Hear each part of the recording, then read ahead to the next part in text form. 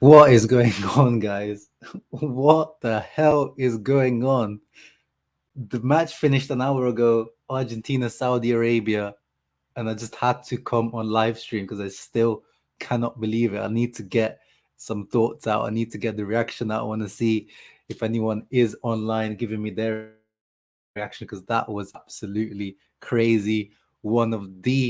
Biggest, one of the biggest World Cup shocks I've ever seen, and it must be in history because Saudi Arabia not even in the top 50 in terms of the FIFA rankings. Of course, FIFA rankings, the system's a little bit iffy, but wow, that I was not expecting that. I was really, really surprised, but shouts out.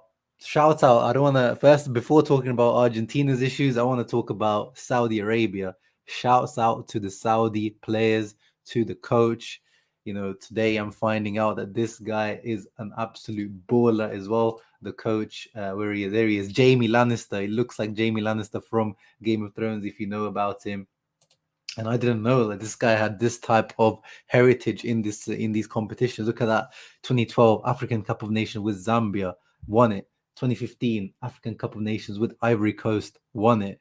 And then he also did well with Morocco in 2018, and then now leads them to this victory against Argentina. Hervé Renard, wow, wow, deserves absolute respect. Before we even talk about the Argentina problems, Saudis making the Arab world proud because obviously Qatar didn't quite turn up on the opening day.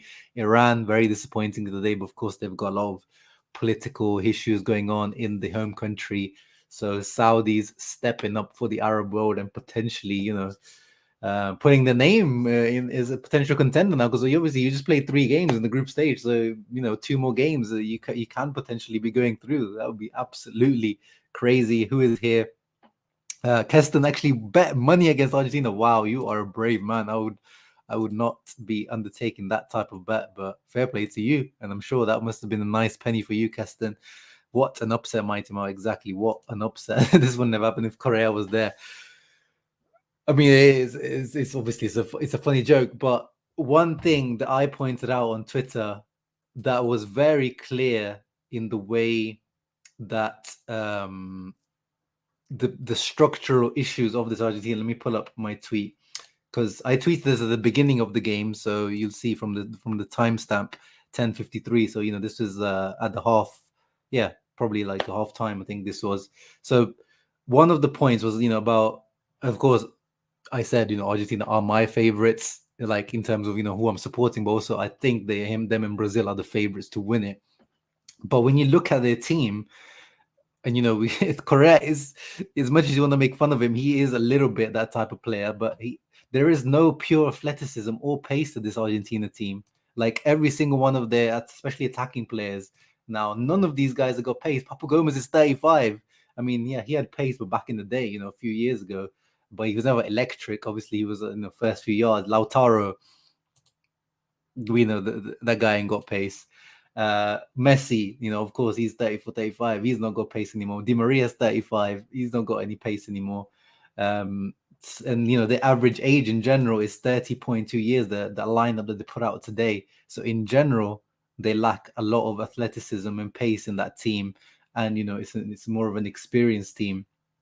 And Saudi Arabia, Renard, the coach, actually played a very high line, like almost kamikaze. Of course, it almost didn't.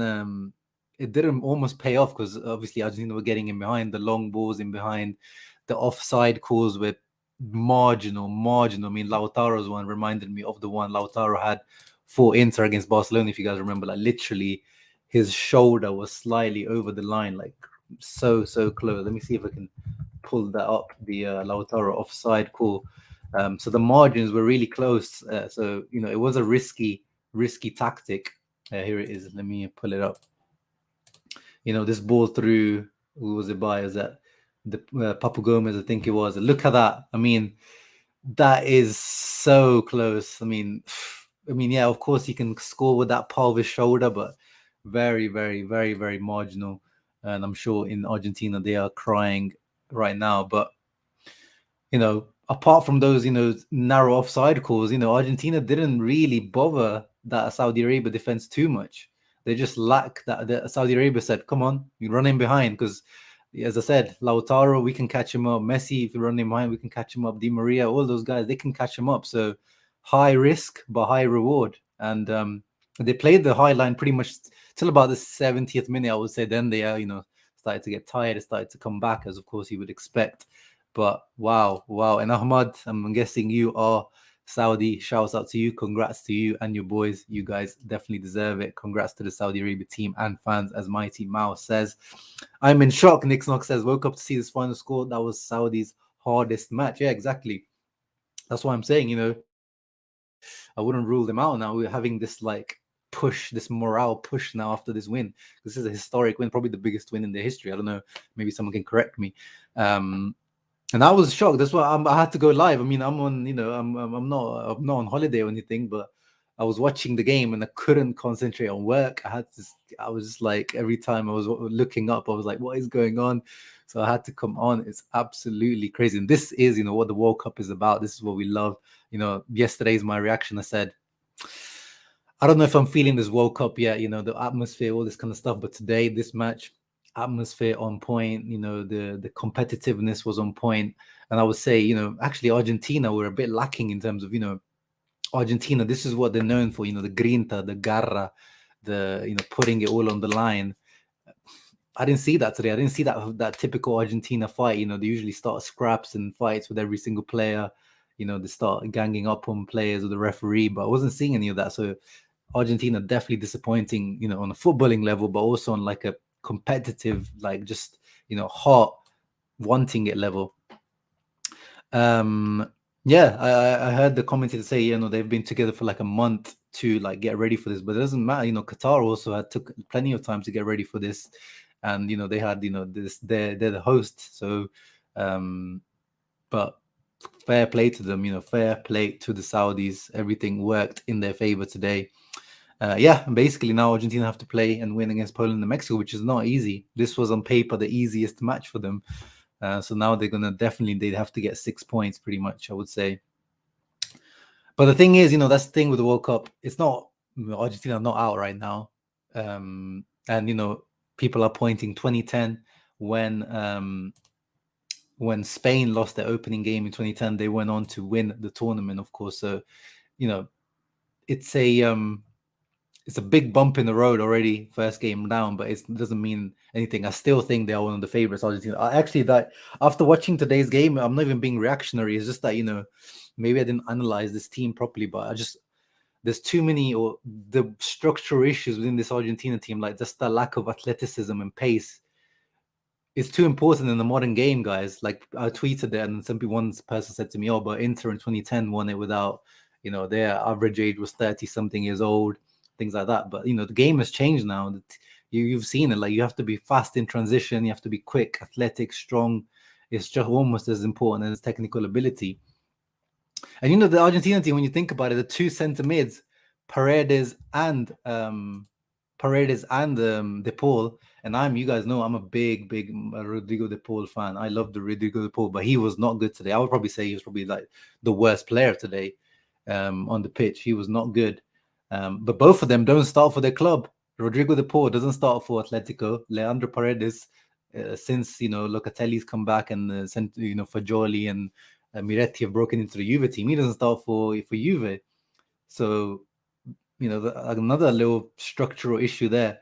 Otamendi, plays for Benfica now. Is not, he's 34, 35. Romero coming back from an injury. So the spine that we were talking about before the tournament isn't already looking as solid as it was looking on paper before.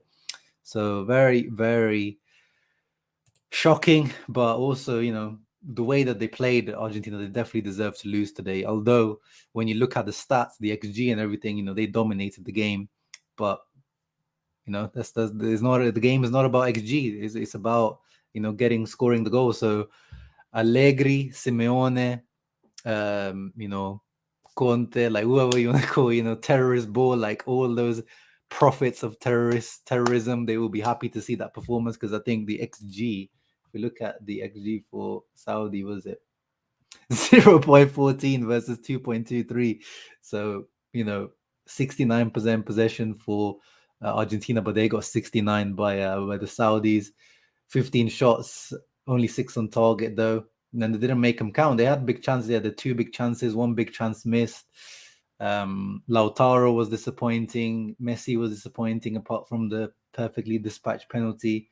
And of course, the Messi Ronaldo talk is going to start. Let's see what Portugal do. But Messi is, without denial, he is my GOAT. But there's no denial that also that on big games he has a especially in the World Cup or for Argentina, he has a tendency to go missing like he did today, and he definitely was very disappointing today in my opinion.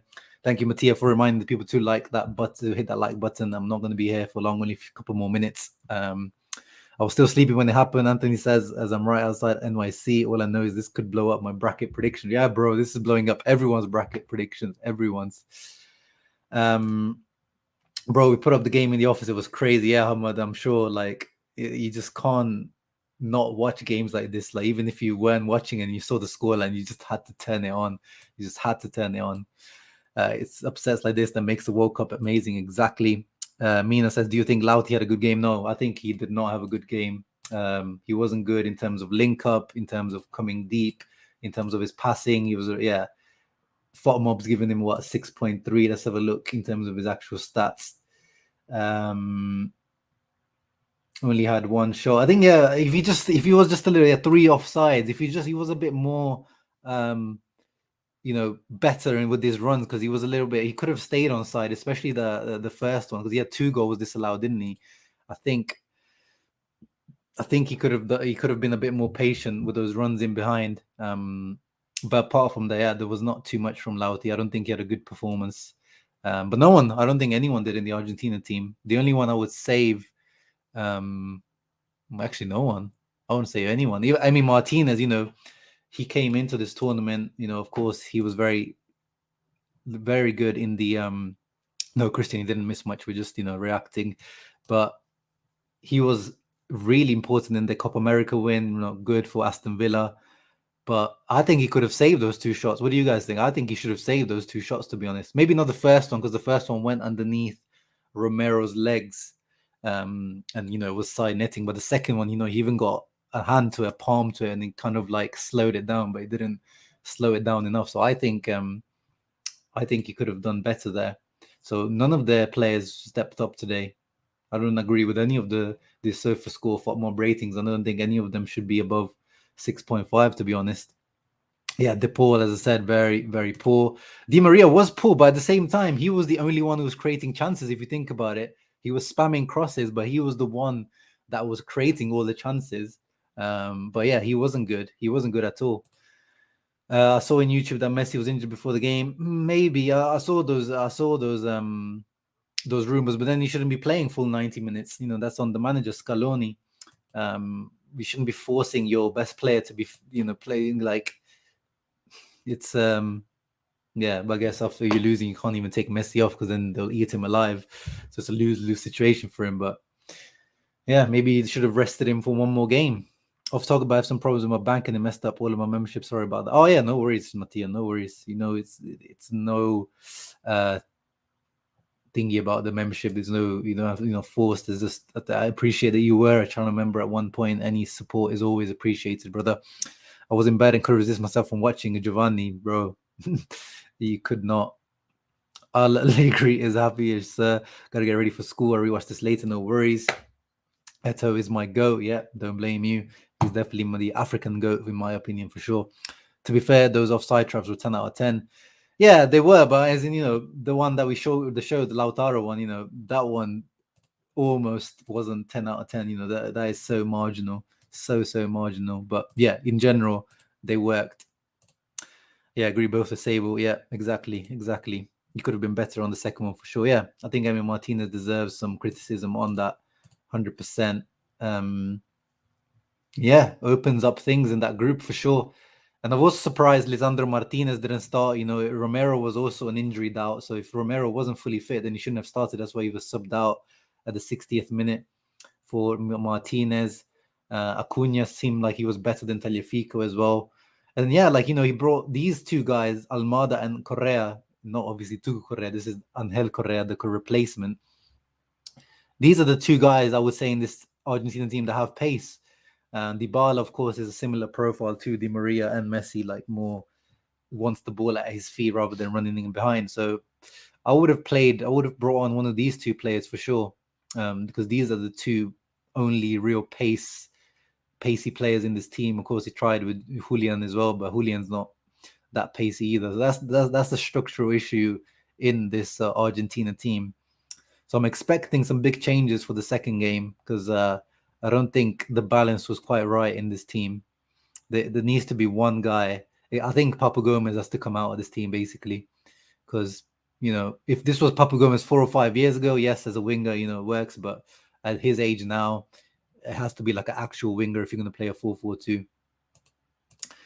How long will people scream for the signing? Yeah, I mean, we talked about him. He's deserves some respect for sure. But it seems like he is like an international team, merchant or expert. So I wouldn't blame him to stay. These jobs are very well paid, and you don't have the stresses of like daily, club coaching, contracts, signing players, all that kind of stuff.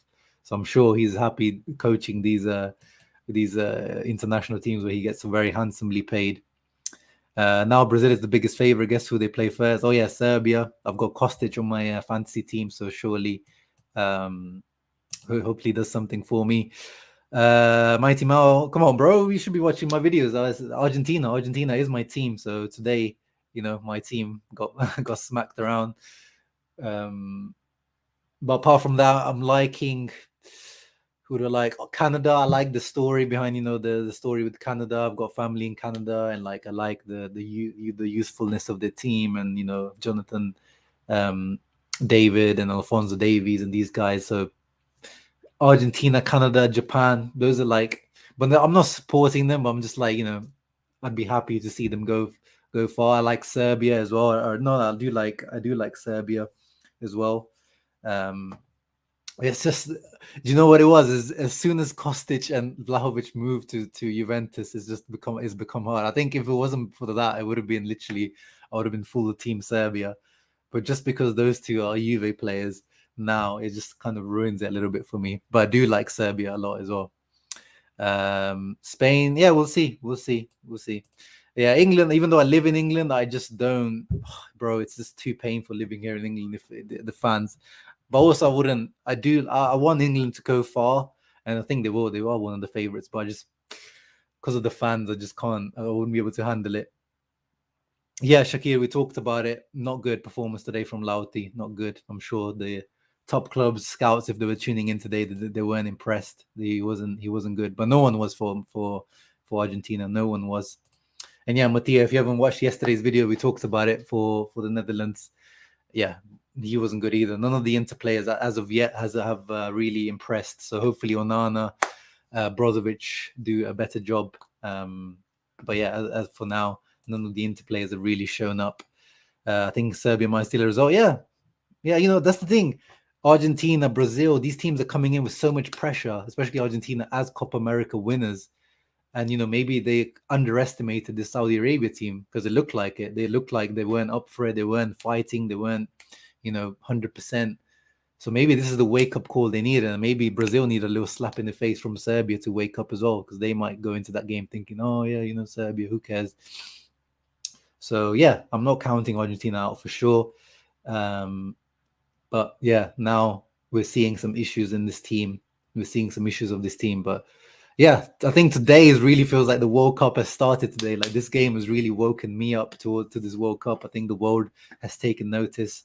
Once again, shouts out to Saudi Arabia and their fans. That you guys deserve it. Hopefully, they can cause another upset against Poland or Mexico. Who knows? Yeah, he wasn't lucky. He wasn't lucky as well. There's no denying that. But in general, his total play wasn't good enough, in my opinion, Shakir. Yeah, exactly. It can go either way, Christian. But thank you, everyone, for tuning in. I hope you guys enjoyed this quick match reaction. I still cannot believe it. Make sure you leave a thumbs up, subscribe to the channel, as Mattia reminds everyone all the time. If you're new to the channel, subscribe for more World Cup content. And yeah, keep a lookout for my interrelated videos. The Marcus Thuram video is in the works, guys. Ciao ragazzi. Forza Inter, Argentina, but Forza World Cup. Ciao.